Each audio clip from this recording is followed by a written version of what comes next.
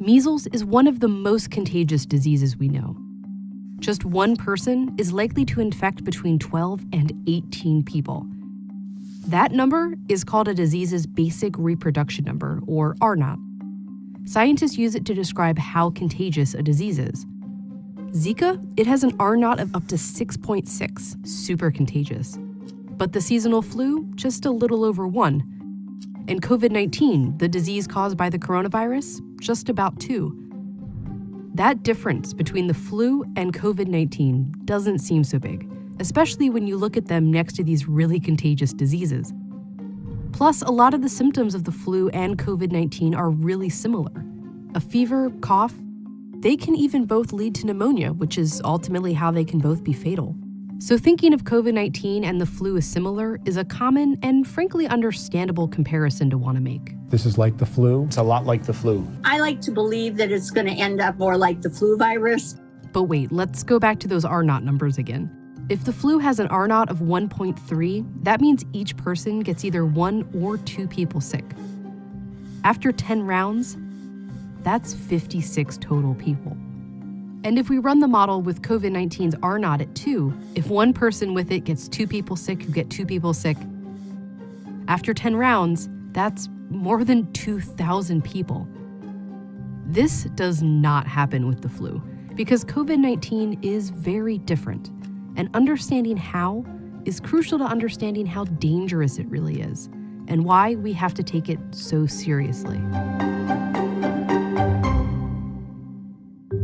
When we start to look for that comparison to the flu, we almost calm ourselves down. But unfortunately, that's not quite the right reaction here. Every year, the seasonal flu kills as many as 60,000 Americans. As of late March, COVID-19 has killed about 34,000 across the whole world. But scientists expect that number to go up, way up. Tens of thousands of people a year die of the flu. But we haven't had this for a year yet. We've only had this for a few months. The trouble is coming, and we can predict it, and we can see what's coming, at least to a certain extent. The first really big difference between COVID-19 and the flu is how long it takes you to feel sick.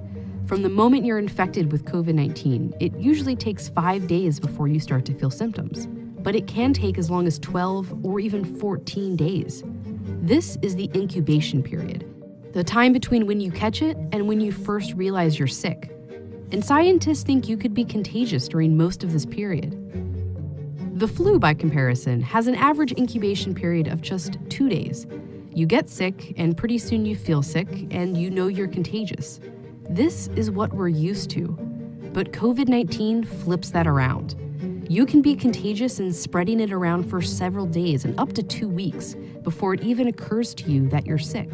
And that leads to the next big difference. No human immune system had seen this virus before. Nobody has a natural immunity to it. In flu season, there's always a number of people in the population who are already immune to the flu. That can be because they got their flu shot, or maybe they've already had that flu strain. And that limits the spread of the virus. When one person is contagious with the flu, they can only spread it to people who aren't immune, who can only spread it to other people who aren't immune. That's why scientists and doctors urge us to get our flu shot every year. If enough people have immunity, they can kind of shield the virus from reaching others.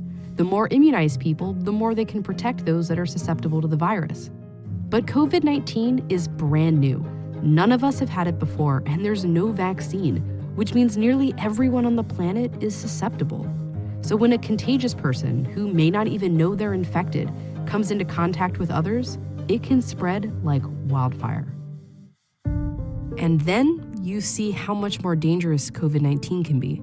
Only 2% of people with the flu need to be hospitalized, but 20 to even 30% of people who test positive for COVID-19 do. And we're still learning about COVID-19's fatality rate, but scientists think it's somewhere between 1 and 3%. But the flu's rate is even lower, 0.1%. And that's a disease that can kill 60,000 people a year in the US alone.